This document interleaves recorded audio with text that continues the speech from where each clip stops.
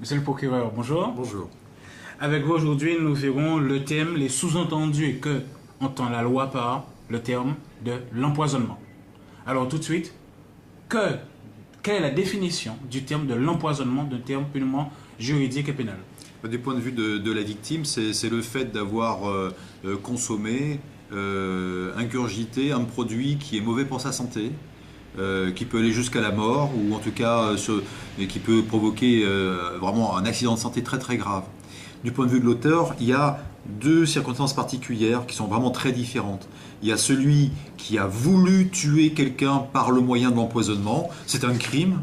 C'est sanctionné par des peines de réclusion criminelle devant la cour d'assises qui peuvent aller jusqu'à la perpétuité quand il y a préméditation, quand c'est calculé à l'avance. Et puis l'autre situation, c'est la personne qui, sans avoir l'intention de tuer qui que ce soit, distribue, prend le risque de distribuer des produits qui sont nocifs pour la santé.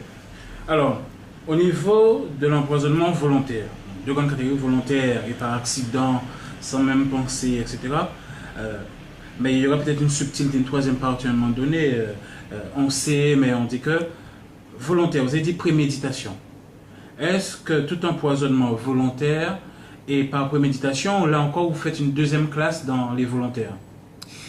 Bon, sur un coup de cœur si vous voulez, ou tout ça, on va essayer d'être un petit peu précis. Il faut faire la différence entre quelque chose qui est volontaire, une action qui est volontaire et quelque chose qui est intentionnel. Voilà. Ah, d'accord. Volontaire, c'est ce que je fais, c'est pas une erreur, c'est pas une négligence, c'est pas une imprudence. C'est vraiment quelque chose que j'ai voulu faire. Mais ensuite, on différencie selon l'intention. Si l'intention, c'est de tuer quelqu'un, on est dans un acte criminel, bien sûr. Si l'intention, ce n'est pas de tuer quelqu'un, mais c'est de distribuer quelque chose qui n'est pas tout à fait conforme, par exemple, à la réglementation ou aux normes sanitaires, l'intention, c'est pas de tuer, c'est de faire du commerce et de faire du business, permettez-moi l'expression. Voilà. Donc évidemment, les peines et d'ailleurs les infractions qu'on peut reprocher à ces personnes-là ne sont pas les mêmes parce que l'intention n'est pas la même. D'un côté, je veux toucher à la vie, de l'autre côté, je veux à n'importe quel prix faire des affaires, faire de l'argent. D'accord. Alors, où classe-t-on quelqu'un qui a utilisé les produits dits pour l'empoisonnement, mais pour vous faire du mal? Donc il y a une forme de préméditation, mais pas pour vous tuer, mais vous êtes quand même mort. Oui, il y a une par méchanceté, par exemple. Non, je comprends très bien ce que vous voulez dire. Il y a une particularité pour l'empoisonnement, c'est que c'est un crime d'atteinte à la vie qui est indépendant de son résultat. Alors je m'explique très concrètement. Que finalement la personne qu'on a voulu empoisonner soit morte ou ne soit pas morte, la peine encourue est la même, l'infraction est la même. Je dirais même plus, celui ou celle qui pense que le produit qu'il utilise pour empoisonner quelqu'un est vraiment un poison, alors qu'en réalité c'en est pas un, la peine est la même parce que ce qui est sanctionné là, c'est pas le produit.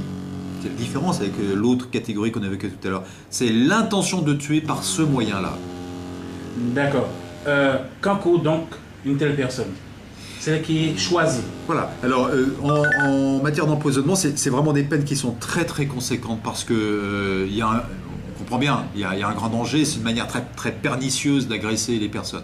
Donc, c'est des maximums de détention qui sont de la réclusion criminelle. Donc, c'est devant la cour d'assises sur des crimes qui vont de 30 ans pour le cas le plus simple, l'empoisonnement, je vais dire de base, 30 ans encourus, jusqu'à la perpétuité encourue quand il y a une circonstance aggravante, notamment une préméditation ou des circonstances qui font qu'on va s'attaquer à quelqu'un qui est particulièrement faible ou dans un cadre très organisé.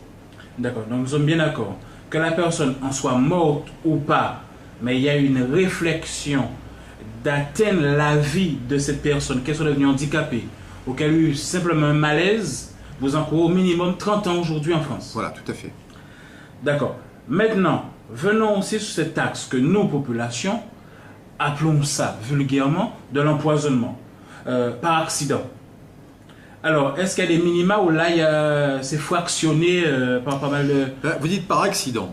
Donnez-moi je pense qu'il votre faut être un petit peu plus précis que ça, parce que par accident, par définition, un accident, c'est accidentel, c'est-à-dire que la personne qui en est l'auteur n'a même pas voulu que cet accident intervienne. Alors, vous voyez, il y a peut-être à ce moment-là encore une différenciation à faire dans l'autre catégorie.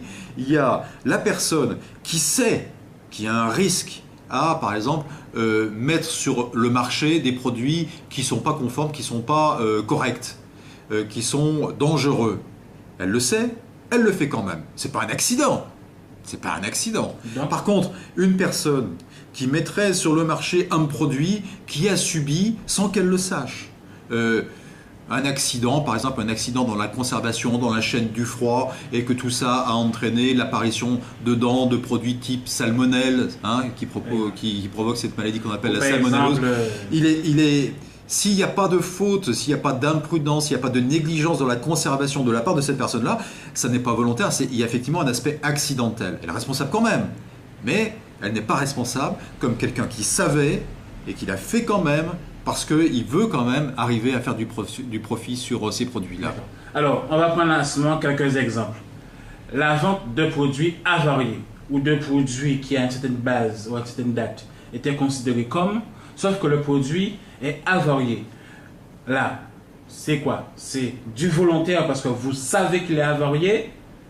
Donc, même si elle est malade, cette personne ou simplement malade, c'est de l'empoisonnement, c'est quoi? Alors, quand il y a une situation comme celle-là, ça dépend quand même beaucoup des produits. Ou particulier à particulier. Ça dépend des produits et ça dépend du fait que la personne est ou pas un professionnel. Faut dire les choses comme elles sont. Mais pour des produits très sensibles, moi je pense à la viande, je pense aux œufs, je pense à certains produits qui sont fabriqués à partir du lait. Bon, c'est des produits qui sont quand même très fragiles, qui nécessitent des conservations particulières et qui ont une durée limitée de conservation au-delà de laquelle on ne peut plus les vendre. Eh bien, tous ces produits doivent être marqués. Si vous vendez un produit qui n'est pas marqué, déjà, et que vous êtes un professionnel bien sûr, déjà vous savez que vous êtes en dehors des clous et que vous êtes susceptible de rendre des comptes à la justice dans le cadre d'une mise en vente de produits périmés. On n'est pas vraiment dans l'empoisonnement, on est dans des contraventions ou des délits qui consistent dans la mise en vente de produits qui ne sont pas conformes, qui peut-être d'ailleurs sont encore bons à manger, mais ils sont au-delà de la date.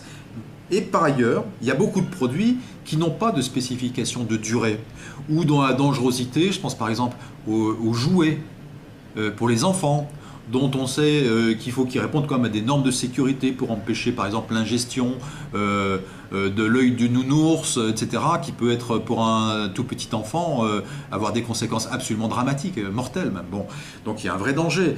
Eh bien, quand on est un professionnel, qu'on met en vente quelque chose dont on sait qu'il n'est pas aux normes, qu'on le fait quand même, on est dans une situation, alors c'est pas de l'empoisonnement pour le nounours, on est bien d'accord, mais on est dans la situation de voir ses responsabilités pénales mises en cause pour les blessures ou pour les décès qui pourraient en résulter. Quand on n'est pas un professionnel, qu'on donne par exemple, ou qu'occasionnellement, à l'occasion, je sais pas moi, d'un vide-grenier, on vend des choses qui provoquent un accident, la responsabilité bien sûr ne peut pas être la même que celle qui serait imputée à quelqu'un dont ce serait le métier. D'accord. Alors, maintenant, restons sur ce nounours. Quelqu'un qui sait que pour vendre en France des nounours, ils doivent s'appliquer un protocole, à une certaine règle, qui est une commission, la Commission européenne, si je me trompe, corrigez-moi, avant la sortie de jouets, qui font des tests sur ces jouets. Cette personne, pour avoir des jouets à moins cher et tout, passe pas par ceux qui, justement, qui ont subi cet état de contrôle, et un enfant, justement, s'est étouffé et en est mort. Quelle est sa responsabilité au niveau de la loi et qu'est-ce qu'il en risque? Juste, bon, vous êtes un procureur, donc même de la pédagogie, malheureusement, on l'a fait aussi par la peur. Donc, quand on risque quelqu'un qui a bravé la loi et quelque part un enfant est mort, pas empoisonné, mais par ingestion d'un produit qui lui a donné la mort. Il risque les peines qu'on encourt pour les homicides ou les blessures involontaires, qui sont des peines qui représentent plusieurs années de prison, entre 3 et 5 ans selon le niveau de gravité. Mais il faut établir, bien sûr, que la personne a commis une infraction, qu'elle savait qu'elle était en train d'être coupablement négligente, je dirais, voilà. Et tout ça peut amener jusque devant le tribunal correctionnel. Mais en tout état de cause, sa responsabilité civile C'est-à-dire, la nécessité pour elle de devoir indemniser les victimes qui sont celles de son fait, qui sont celles qui n'ont pas, qui ont acheté le fameux produit dangereux, eh bien cette nécessité-là, elle lui sera imposée au moins par le tribunal civil. D'accord. Alors très rapidement, toujours sur Nounous, mais c'est une image. Un particulier qui, en France, offrirait quelque chose, il l'achète dans un marché ou un boui-boui, ou dans, comme vous dites, dans son grenier, et son neveu, ou suite à la Noël, l'enfant, justement, s'étouffe avec ça. Donc, il y a toujours la responsabilité civile, oui, que ce soit de notre faute ou pas. Mais, est-ce qu'une fois nous faisions une émission sur les DVD, vous me disiez, si vous offrez, même que vous achetiez, vous offrez, vous revendez, peu importe, mais vous avez entre les mains un DVD DivX, qui a des films que vous savez qui sont censés être à la vente, et que c'est gratuit, il y en a 6 ou 7 dedans, vous êtes en faux face à la loi. Vous ne pouvez pas ignorer ça, que c'est interdit. Est-ce qu'aujourd'hui en France, quelqu'un, même quand il offre un Nounous qui n'est pas CE parce qu'il a été fabriqué il y a 20 ans et qu'il y a eu mort d'homme, est-ce que la loi dit qu'il était censé savoir ça aujourd'hui? Nul en France ne peut pas savoir qu'on ne peut pas offrir quelque chose comme ça, même surtout si ça a 20 ans. Oui, je comprends bien votre question. C'est toujours par cas particulier qu'il faut raisonner, mais enfin quand même, quand la personne n'est pas un professionnel du métier du jouet, là, en l'occurrence, ou des métiers de vente de produits de consommation, de grande consommation, qu'il s'agit d'un don, que c'est dans un cadre familial, etc. Enfin bon. Donc il n'y a pas d'intention de tuer. Voilà. Ah bah en tout cas, bien sûr, si une intention de tuer, c'est autre chose. On change complètement de catégorie. Non, il n'y a pas, si vous voulez, de négligence coupable suffisante pour engager la responsabilité pénale. Je ne parle pas de la responsabilité civile, la responsabilité pénale de quelqu'un. C'est-à-dire que, grosso modo, si ça se passait mal, ensuite, pour l'indemnisation de la victime, on se retrouvait plutôt devant un tribunal civil que devant un tribunal pénal correctionnel ou un tribunal de police. Ça va? D'accord. Alors, dans un cas comme celui-ci, par exemple, est-ce que, quand vous dites civil et pénal, la différence, ça veut dire que l'enfant, c'est dans la famille, tout le monde est en larmes, cet enfant décède. Cette personne sera poursuivie parce qu'il y a eu plainte ou tout simplement parce qu'il y a eu mort d'homme, elle sera par principe poursuivie de manière civile? Ou est-ce que là, il faut que les parents, par principe, portent plainte pour qu'elle soit poursuivie? Non, il n'y a pas besoin de plainte pour l'indemnisation au civil. Ça se fait même la plupart du temps quand il y a des assurances responsabilité civile. Elles sont faites pour ça. Ça se passe dans le cadre d'une transaction, c'est-à-dire d'un accord entre les sociétés d'assurance, entre les personnes, sur un montant, en réalité c'est souvent de l'argent, une somme qui va être donnée, un capital qui va être donné à ceux qui sont dans le malheur. Alors il y a d'autres exemples, aujourd'hui c'est surtout des exemples en dehors de la définition pour qu'on place bien les mots et notre malentendu là-dessus. Celui qui donne maintenant des produits qu'il sait avarier, on parlera de particulier à particulier, produits avariés à un clochard, parce qu'il est clochard, donc on se permet de lui donner les produits qui sont plus bons à la maison, ça on en parle tout à l'heure, mais avant, il y a des commerçants qui savent que les produits sont avariés et les laissent toujours en vente. Que dit la loi avant même que vous les achetez? Qu'est-ce qui risque de laisser un produit qui savent avarier, mais que soit, parce que c'est un petit lolo, dans certains secteurs, ils se disent qu'ils ont dépensé du fric à acheter ce produit et veulent amortir au maximum.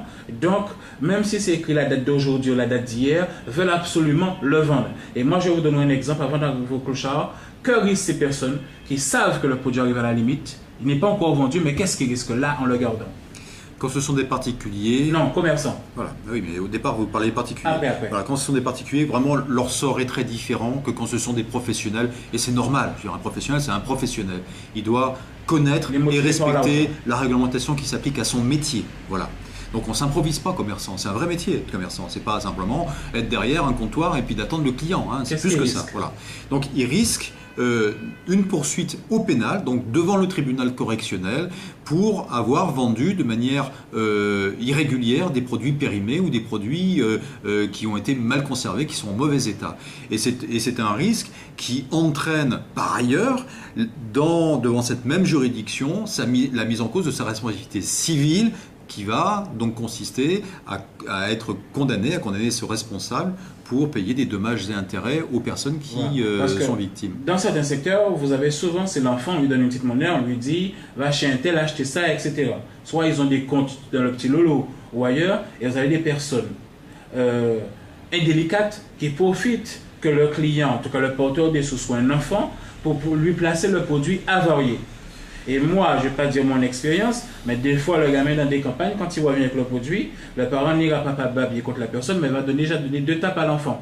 Donc moi, je voulais savoir quel est le recours de quelqu'un qui voit que régulièrement, un être humain qui a un commerce, donc qui se fait de l'argent avec ça, régulièrement insiste à vendre des produits avariés dans cette notion d'empoisonnement. Presque une forme de plus de préméditation. Je m'excuse d'associer le mot comme ça. Là, des gens qui auraient une pratique commerciale de cette nature-là, ce sont des dangers. Hein, ce sont des dangers. Et je pense que le bon réflexe d'une personne qui constate ça, c'est de prendre attache avec la direction spécialisée. Non, c'est la direction de la concurrence et de la consommation. Il y a une direction départementale qui est faite pour ça. La direction est à Basse-Terre, mais ils ont des services partout sur la Guadeloupe, en Martinique et en Guyane, c'est la même chose. Hein, c'est organisé de la même manière. Il y a une direction par département. Et c'est vraiment leur travail. Ils ont des inspecteurs qui, quand ce type de faits leur sont révélés, vont faire une enquête, c'est-à-dire qu'ils vont aller sur place, ils vont faire des prélèvements dans les linéaires, dans les réfrigérateurs, dans le stock à l'arrière du lolo ou du magasin, et ils vont regarder si les produits qui sont mis à la vente ou les produits qui sont conservés sont correctement conservés, sont en bon état et ne sont pas périmés. Et s'ils le sont, il y a un procès verbal qui est établi, un procès verbal qui est adressé la plupart du temps au procureur de la République pour des poursuites devant le tribunal correctionnel. Mais ça, c'est celui qui vous écrit, c'est le directeur de la concurrence et des fraudes. C'est ça, tout à fait. C'est pas le particulier qui constate que... Ça peut être le particulier, mais là, si vous voulez, quand je reçois moi-même une lettre qui révèle un fait de cette nature-là, il faut que ça puisse être constaté. Il y a un problème de preuve, vous comprenez bien, de manière absolument indubitable, très solide. Donc il faut faire des analyses. Et ce service-là a les moyens de faire ce type d'analyse-là et a les moyens de pouvoir les contrôler. Ils ont les pouvoirs, les textes leur donnent le pouvoir de rentrer dans le magasin, de rentrer dans le stock et de faire les prélèvements, de faire les constatations. Alors, juste pour le dire et passer à autre chose, est-ce que le constat aussi par aux gendarmes de voir qu'effectivement dans le frigo, dans la minute où on a constaté ça, qu'effectivement du jambon, voyez des choses congelées, de la viande périmée et qui est toujours dans le frigidaire? Oui, les gendarmes peuvent faire ce type de constat-là, mais ça n'empêchera pas qu'il faille dans un second temps très rapidement faire des constatations qui ont un caractère plus scientifique que la simple photographie finalement de ce qu'il y a dans le magasin, soit dans les linéaires exposés à la vente, soit dans les frigos qui sont derrière dans le stock. D'accord. Alors, maintenant, de particuliers, je m'excuse, j'appellerai ça des personnes non religieuses, quelle que soit la supposée religion, qui estiment qu'ils ont des produits périmés, mais ils font amende honorable en offrant ces produits périmés à des clochards du coin. La loi considère ça comme une forme d'empoisonnement? C'est pas un empoisonnement au sens où on veut tuer, j'imagine, bien sûr, ces malheureuses personnes là. Mais non, il y a vraiment là une prise de risque qui est déraisonnable. Et je pense que tout être humain a droit au respect. Hein. Que peut dire un procureur à des gens qui font un acte aussi malheureux que celui-là? Eh bien que c'est une vraiment fausse bonne idée. Voilà. Et qu'un produit périmé, il est périmé pour tout le monde. Parce que le risque qui est encouru, c'est un risque de santé. Et le risque de santé, moi je vous assure, c'est le même pour celui qui gagne 100 000 euros par mois et pour celui qui gagne 1 euro par mois. Hein. C'est le même du point de vue de son avenir de santé, de la sauvegarde de sa vie. Alors, s'il s'avérait qu'un clochard devait décéder ou hospitalisé suite à une ingérence régulière de produits périmés, qui s'inscrit, qui serait la voix de cette personne ignorée de tous? C'est évidemment le procureur de la République, parce que quand on a, dans toutes les circonstances de décès suspect, voilà, c'est-à-dire, bon, ce n'est pas un décès que l'on peut constater comme étant naturel. Je pense évidemment aux conséquences de la vieillesse, en particulier, etc., ou des suites d'une maladie qui est bien connue. Il y a chaque fois une enquête de police qui est effectuée. Et là, de deux choses l'une. Soit le médecin qui va être requis pour venir examiner, parce qu'il y a un médecin qui va être requis pour venir examiner, pour délivrer éventuellement le fameux permis d'inhumer, va dire, attendez, il y a quelque chose qui est quand même très suspect là-dedans, il faut qu'on puisse faire des examens complémentaires pour savoir de quoi est vraiment mort cette personne.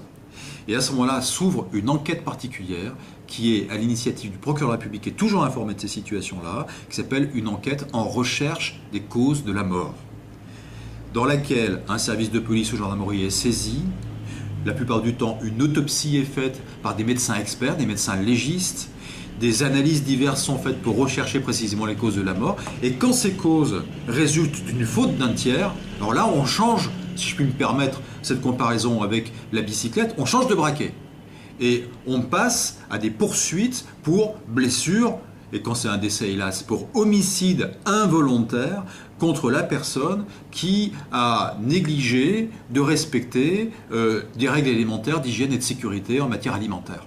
D'accord. Alors, je veux blâmer personne sous cette intention qui n'est pas forcément de donner la mort, mais qui peut, comme on l'a dit, que la personne meurt ou on est malade. Si c'est volontaire, c'est la même peine par rapport au mot empoisonnement. Maintenant, quand c'est pas volontaire. Alors, par exemple, dans des commerces qui effectivement qui le faisaient spontanément, dès qu'ils voient la date du produit, ou même certaines grandes surfaces, n'attendent pas la date du produit. La veille, le retirent. Donc, avant que la date arrive, mais c'est dans 12 heures, moins de 12 heures, que légalement, et que des fois, l'employé, au lieu de brûler ça, c'est qu'il y a quelques petits clochards, quelques personnes qui viennent à l'arrière de la boutique, au lieu de mettre ça dans la benne et de les brûler, je ne dis pas il a pitié, mais sachant que c'est la date d'aujourd'hui, il le leur donne. Si ces personnes ont un risque, cette personne est poursuivie, ou alors quand c'est donné comme ça, sachant que c'est la date d'aujourd'hui, il n'a rien à craindre en dehors du fait que son patron lui a dit de le brûler. Bon, écoutez, moi je ne vais pas trop rentrer dans les détails, mais il y a quand même plusieurs dates qui sont différentes sur des produits quand on regarde les étiquettes. Quand on vous dit consommer de préférence. Voilà, c'est ça. Donc il y a des dates limites de vente, en fait de mise en vente. Et il y a des dates limites de consommation. Et il y a ensuite effectivement des choses qui ont l'air d'être plutôt des conseils, en disant, bon, il vaudrait mieux ne pas consommer ce produit après telle date. Voilà. Bon, bah, c'est trois choses qui sont quand même assez différentes. C'est juste pour ne pas faire peur à tout le monde. Quelqu'un qui offrirait un produit, mais aujourd'hui, et sur la date, de préférence à consommer avant la date, aujourd'hui, il le donne à quelqu'un, un miséreux, peu importe. On ne va pas dire que c'est, même par accident, une intention d'empoisonner. Si c'est aujourd'hui, c'est aujourd'hui, donc c'est pas trop tard. C'est pas encore du fait périmé. Voilà. Là, je pense que vraiment, ce dont il faut peut-être se rappeler, c'est que la date impérative, c'est la date de limite de mise en vente. C'est ça qui est vraiment sanctionné. Ouais, ça c'est vraiment sanctionné de manière tout à fait précise. Alors évidemment, la responsabilité pourrait remonter jusqu'au fabricant. Je ne parle pas du commerçant pour une mauvaise date d'indication sur une limite de consommation. Bon. Ça peut arriver, hein. Donc on achète une boîte de conserve, une date limite de consommation, et en réalité, le produit est avarié pour des raisons X, enfin diverses, avant cette date limite de consommation. Ça arrive, hein. Donc une conserve qui a été mal faite, où il y a eu un accident dans le process industriel pour fabriquer cette conserve. À ce moment-là, c'est la responsabilité non pas, bien sûr, du commerçant qui a vendu la boîte, mais du fabricant qui a vendu la boîte ou qui a fabriqué la boîte, qui peut être engagé. Éventuellement, d'ailleurs, aussi, une responsabilité pénale peut être mise en cause à ce stade-là, si on s'aperçoit que cette faute dans le process industriel de fabrication de la conserve est une faute qui résulte par exemple d'une économie un petit peu trop forte sur tel ou tel type de produit qui est assez cher. Voilà, par exemple. Alors, dans ce cas-là, un commerce, vous arrivez chez vous, la date est conforme, c'est pas encore techniquement périmé, mais vous arrivez chez vous, vous l'ouvrez et vous voyez déjà des champignons là-dedans. Est-ce que la loi impose à quelqu'un dont c'est le commerce de vous rembourser intégralement le prix de ce produit? Non, ce remboursement-là, c'est, je dirais, de l'ordre du geste commercial. Voilà. Mais on pourrait fort bien imaginer, d'ailleurs c'est arrivé hein, dans certains cas, que des personnes aillent attaquer le fabricant avec une boîte de conserve de petits pois. À l'intérieur, on a trouvé une souris ou un rat, ça arrive. Hein. Voilà, donc la responsabilité peut être mise en cause. Alors, sachez que moi, personnellement, je suis allé une fois dans un commerce et j'ai vu un produit qui était déjà, la date était passée d'hier. Ouais. Je vais voir la responsable, non pas de la boutique, mais la responsable dans les rayons. Je fais appeler cette personne, je lui dis, mais regardez, moi je voudrais ce produit qui est un produit fragile, c'est-à-dire que si vous le laissez dans la voiture 10 heures pendant que vous allez faire des courses ailleurs, il n'est même plus bon, même si la date est bonne. Je dis, mais ça il faut le retirer. Je voulais l'acheter, mais j'en veux plus puisque la date est d'hier. Et cette responsable donc, des rayons me dit, si vous le voulez quand même, je vous le fais à moitié prix. Que risque quelqu'un qui ose vous dire ça? C'est vraiment pas une bonne manière de faire du commerce. Moi, je pense que les commerçants doivent être responsables. Ils sont responsables de la santé générale, de la population. C'est une vraie responsabilité, je trouve. Eh bien, je trouve vraiment que on sacrifie là à l'argent la santé, éventuellement la santé des personnes. Donc c'est pas professionnel, c'est pas correct, et c'est quelque chose qui pourrait être tout à fait répréhensible. Merci. Alors, nous essaierons maintenant, vraiment, ça m'étonnerait qu'on y arrive en 5 minutes, toujours ces sous-entendus de la population sur l'association du mot empoisonnement, dit éventuellement involontaire, que ce soit, on parlait d'amiante, de sang contaminé, de chlordécone, et ensuite nous verrons sur des maladies que vous transmettez à quelqu'un, que ce soit par le sida, mais là peut-être qu'il y a aussi certains qui le font volontairement, l'hépatite C, etc. Alors, en théorie, on ne rentre pas dans des formes d'actualité. Que dit la loi sur votre responsabilité, ou quelle est en théorie une forme de responsabilité sur tout ce qui est amiante, on ne va pas revenir sur sang contaminé, mais éventuellement chlordécone. Quel lien qu'on peut faire dans ces deux formes d'actualité? Je pense qu'il y a quand même un principe de base, c'est qu'à partir du moment où vous causez volontairement ou involontairement un préjudice à qui que ce soit, cette personne a droit à ce que vous lui versiez des dommages et intérêts, c'est-à-dire l'indemnisation de son entier préjudice, que ce soit le préjudice physique, le préjudice moral, le préjudice esthétique qui peut en résulter. Voilà, ça c'est quand même vraiment la base. Quand la faute qui est à l'origine de ce malheur est une faute grave, qui correspond à une violation, notamment une violation manifeste de la loi, on passe à ce moment-là une responsabilité qui passe simplement civile, elle devient pénale. C'est-à-dire que c'est non seulement à la victime individuelle que l'on doit des comptes, mais c'est à la société tout entière. La société tout entière que le procureur représente. Donc on passe au pénal. D'accord. Et quand, si vous voulez, il y a un aspect tellement grave dans la mise en danger, voire la négligence des conséquences de son action avec des produits excessivement dangereux qui sont en cause, on peut arriver effectivement à envisager des infractions d'empoisonnement, c'est-à-dire qu'on est dans la situation de quelqu'un qui a vraiment décidé, à la limite, de sacrifier des personnes ou une partie de sa clientèle pour pouvoir continuer à faire des affaires. Et on est à la limite du cas de l'intention de tuer. Alors, un sujet comme ça, on ne peut pas l'aborder en 3 minutes qui nous restent, mais si on doit faire un distinguo entre l'amiante et le chlordécone. L'amiante, un bâtiment de l'amiante, il ne faut pas sûr qu'il faut, éventuellement, il peut y avoir une commission, etc. Et on dit on détruit le bâtiment, etc. L'amiante, une fois qu'on a constaté que l'amiante, voici ce qu'elle produit comme effet sous telle échelle de temps, etc., sous telle fréquence de consommation d'un produit par jour ou par semaine, donc il fait que vous avez un pourcentage dans votre sang et tout, mais il y a l'être humain, mais il y a aussi la terre qui est contaminée, qui est empoisonnée. On parlait du chlordécone, là. Oui, on parle du chlordécone. La différence, un bâtiment, on peut l'écraser, le reconstruire à zéro, mais on ne peut pas écraser l'île, la terre qui est empoisonnée. Donc, quand on parle de compensation, qu'est-ce qu'en théorie, je parle toujours en théorie, on ne va pas entrer dans le domaine, que des individus peuvent être en droit d'attendre, en théorie, quand même un sol est dit empoisonné? Moi, si vous voulez, je crois qu'il ne faut pas voir les choses de manière aussi négative. Il y a quand même toujours des solutions techniques qui existent. C'est surtout un problème d'argent, c'est un problème de coût. Parce que, sans être du tout un spécialiste, je ne prétends pas à ça, mais même des sols particulièrement contaminés. Je ne parle pas de la Guadeloupe en particulier, mais si vous voulez, dans mon parcours professionnel, j'ai été empoisonné dans des régions particulièrement empoisonnées, notamment des régions minières, empoisonnées avec des métaux lourds, qui sont aussi d'une dangerosité considérable, comme le plomb, ou comme les différents dérivés de métaux qui servent à la transformation ou au filtrage de matériaux. Bon, eh bien, il y a une question de coût, il y a une question de méthode, il faut déterminer le niveau de danger, c'est une étude scientifique, si vous voulez, très sérieuse qu'il faut faire, et ensuite, bon, il faut traiter cette affaire. Bon. Avec le temps, avec je dirais une certaine méthodologie et des moyens, on arrive à tout. Franchement, on arrive à tout. Et désamianter un bâtiment aussi important que certaines, par exemple, universités de la région parisienne, et enlever le chlordécone des peut-être 50 ou 60 cm d'épaisseur de terrain qu'il y a sur un secteur, je ne suis pas sûr que ce soit des chantiers dont l'importance soit si différente. C'est vraiment des chantiers considérables. Et c'est une question de volonté, c'est une question de moyens, c'est une question de choix. D'accord. Bon, malheureusement, nous sommes arrivés aux 30 minutes.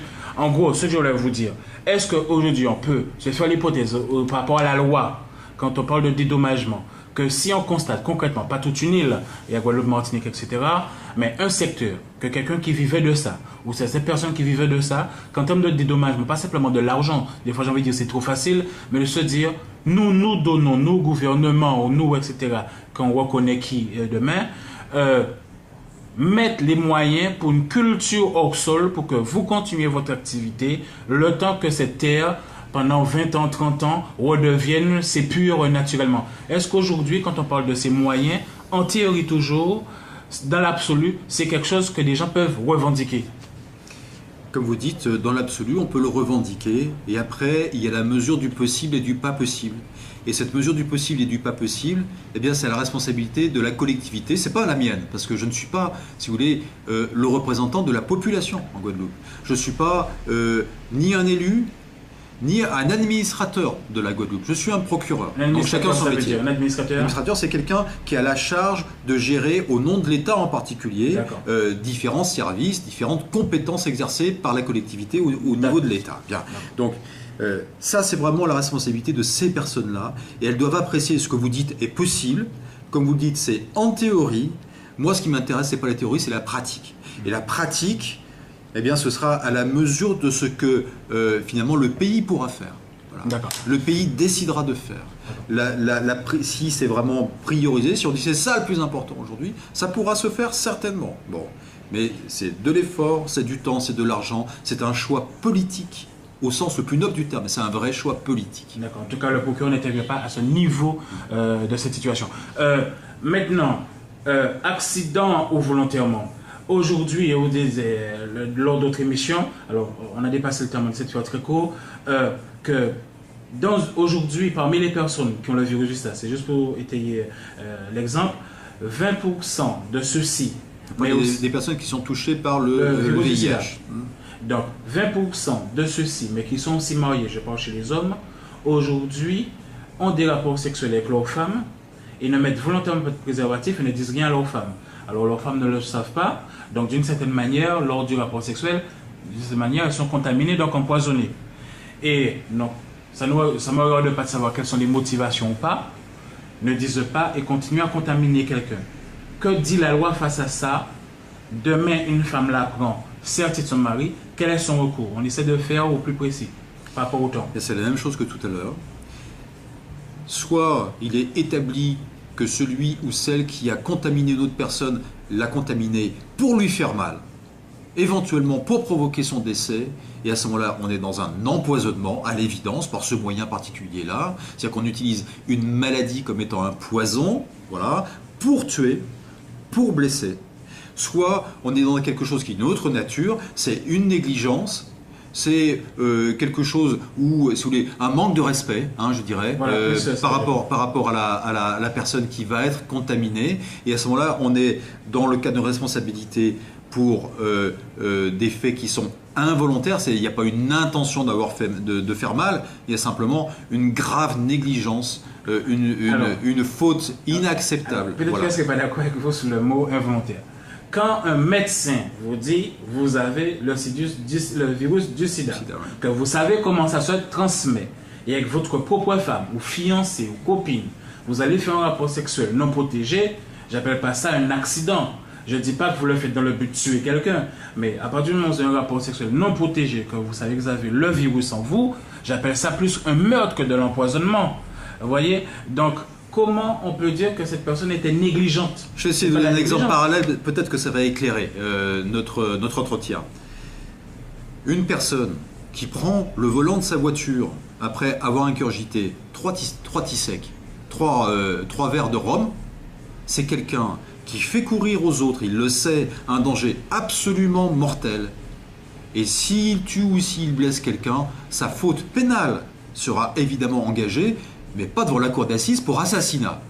Simplement, Non, c'est plus pour de l'empoisonnement, homicide mais c'est de involontaire, le fait de n'avoir pas respecté le code de la route qui dit on ne boit pas et en même temps que l'on conduit. Alors, pour quelqu'un qui est gravement malade, qui est touché par une maladie du type de celle qu'on vous n'êtes évoque pas tout de censé suite, ignorer que vous lui donniez cette maladie. qui décide en toute connaissance de cause d'avoir une relation sexuelle avec quelqu'un d'autre, fait courir à cette personne un risque À 99%. mortel, tout autant que le conducteur en état alcoolique fait courir un risque mortel pour les gens qui sont sur la route. C'est pas pour autant que l'un est un assassin et l'autre un empoisonneur. Ils sont par contre tout à fait responsables pénalement pour l'homicide ou les blessures involontaires qu'ils ont causées du fait de leur négligence, au minimum, ou de leur volonté délibérée de ne pas respecter la personne ou de ne pas respecter la loi. Monsieur le procureur, ce qui essaie de vous demander et de me le dire, qu'on fasse peur, qu'on oblige des gens à respecter l'autre, c'est qu'aujourd'hui, dans ce cas-là, l'épouse, la petite amie ou l'homme, c'est une femme ou ce sont deux hommes entre eux, peut vous poursuivre, non pas pour empoisonnement, mais pour meurtre, même dans votre état de vivant. Et une fois que vous avez contracté, vous avez vu que vous l'avez et que l'établi que vous l'avez obtenu par cette personne, c'est-à-dire au niveau procédurier, c'est quoi? Vous portez plainte pour meurtre anticipé? Non mais je veux dire que dans la plainte on appelle ceci de telle ou telle manière, ça n'a pas une grande importance. Ce qui se passe, c'est que si des faits comme ça sont révélés, un service de police ou gendarmerie ou un procureur... Quand je cite le sida, ça peut être n'importe quelle maladie, l'hépatite C... Si des faits de cette nature-là sont révélés, il y aura une enquête. Bon. Et je dis simplement que si, au terme de cette enquête, on détermine que cette personne a fait ça pour tuer, c'est un assassin et il ira en cour d'assises, et que s'il a fait ça simplement parce qu'il ne respecte pas la personne sans avoir l'intention de la tuer, c'est pas ça la question, il sera un délinquant devant le tribunal correctionnel, il sera poursuivi pour homicide involontaire, c'est grosso modo encouru 5 ans d'emprisonnement. C'est 5 ans d'emprisonnement quand même. Homicide mais involontaire. Voilà. Ok. Si j'ai voulu que vous le dites, monsieur le procureur, c'est pour que c'est... moi j'ai eu un médecin au responsable ici, épouvanté. La loi l'interdit de parler, pas pour secret professionnel, mais en même temps, il est un être humain qui fait ce métier pour sauver la vie des gens, et il a face à lui une information parmi des personnes. On parle de ce virus-là, mais il y a l'hépatite C, vous pouvez donner n'importe quelle maladie à des gens sans vouloir la donner, mais vous savez que vous ne pouvez pas toucher cette personne, côtoyer cette personne sans lui transmettre ça. Et l'issue de ça, c'est mourir, c'est pas comme une grippe. J'aurais pu aussi vous parler de la grippe. Donc, et lui, il me dit, aujourd'hui, parmi toutes les personnes séropositives, chez les hommes, 20% de ceux-ci, mais qui sont mariés, admettent lors des consultations, parce qu'ils savent qu'ils sont secret professionnel, dire à ces hauts responsables, qui savent qu'ils ont le sida, parce qu'ils sont suivis, d'accord, donc ils ne peuvent pas ignorer. Ils sont à un stade du virus, ils ne peuvent que le donner, il n'y a pas de doute sur le fait qu'il soit vraiment en vous, et qu'ils ne disent rien à leurs femmes, et vous pouvez ne rien dire aux femmes, mais qu'ils ne mettent pas de préservatif. Donc je voulais que ces messieurs, c'est quelques rares 20% là, j'accuse pas les personnes malades, mais c'est rare 20% qui délibérément au quotidien transmettent une maladie, une mort certaine, que vous voyez, non naturelle à quelqu'un, sachent qu'est-ce qu'ils risquent. Et que peut-être à travers vous et ceux qui ont entendu de vous aujourd'hui, qu'ils sachent qu'ils préfèrent recevoir une bonne baffe de leur femme le jour où ils leur diront, que laisser la femme aller dans un centre d'analyse et découvrir ça, et que la femme peut-être, de raison à ce moment-là, demande à ce que son mari, on le mette en tôle pour 5 ans. Vous avez raison d'élever la voix, Monsieur Malael, parce que c'est effectivement très grave, c'est une vraie responsabilité. Ce sont des gens qui engagent la vie des autres pour leur propre confort, leur propre plaisir, leur propre fierté peut-être même. Donc on sacrifie à soi-même quelqu'un d'autre. C'est une vraie responsabilité, c'est sanctionné par la loi. Comme je disais tout à l'heure, dans ce cadre-là, on encourt au moins 5 ans d'emprisonnement. C'est la peine encourue. Monsieur le procureur, s'il y avait encore un mot à rajouter sur cette notion d'empoisonnement, donc je rappelle qu'aujourd'hui, on a vu l'empoisonnement volontaire, classique, comme dans tous les films, les bons poulards, que l'empoisonnement par accident, l'empoisonnement toujours éventuellement par accident, que ce soit chlordécone, sans contaminer, donc en théorie on a vu rapidement, l'amiante, etc. Mais aussi la transmission d'une maladie qui pourrait être sous-entendu comme une forme d'empoisonnement, que ce soit par le sida, l'hépatite C ou une grippe particulière. Si vous aviez un dernier mot à rajouter en conclusion. Moi, je dis qu'on doit savoir ce que l'on fait et que quand on décide de sacrifier à son profit ou à son plaisir la vie ou la santé de quelqu'un d'autre, on rendra des comptes à la justice si ce quelqu'un se plaint et si c'est porté à la connaissance des autorités. Monsieur le procureur, je vous remercie. C'est moi qui vous remercie.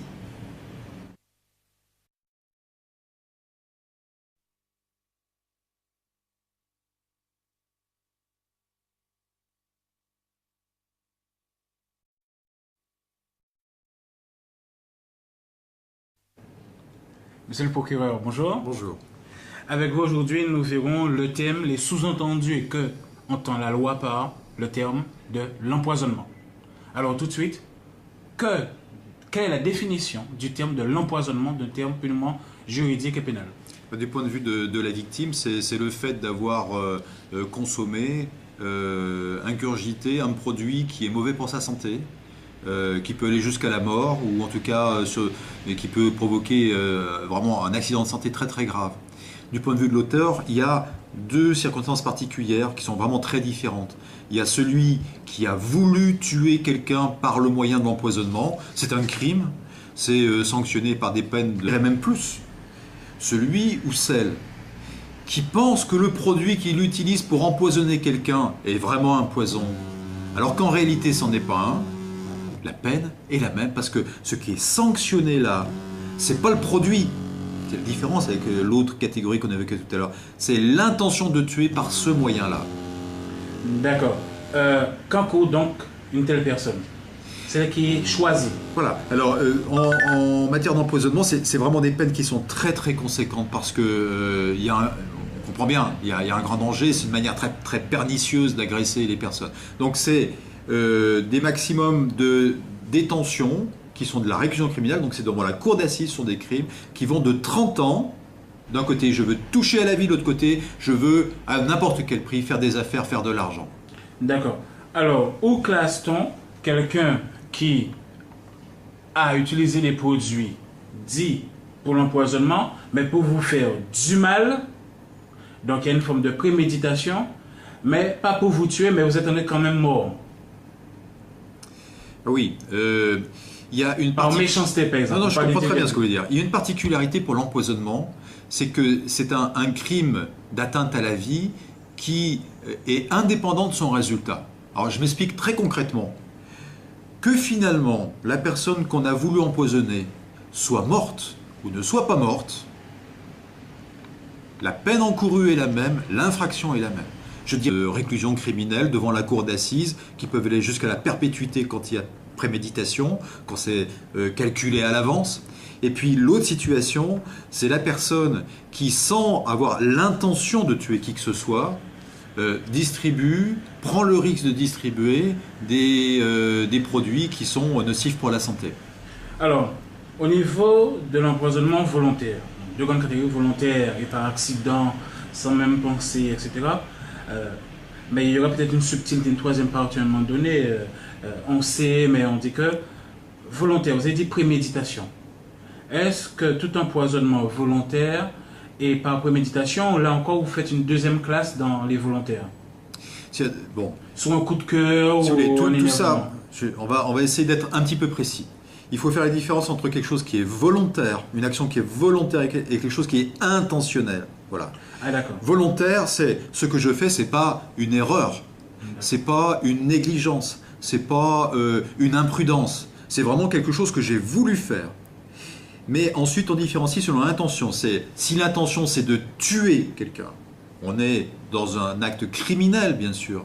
Si l'intention, ce n'est pas de tuer quelqu'un, mais c'est de distribuer quelque chose qui n'est pas tout à fait conforme, par exemple, à la réglementation ou aux normes sanitaires, l'intention, c'est pas de tuer, c'est de faire du commerce et de faire du business, permettez-moi l'expression. Voilà. Donc évidemment, les peines et d'ailleurs les infractions qu'on peut reprocher à ces personnes-là ne sont pas les mêmes parce que l'intention n'est pas la même.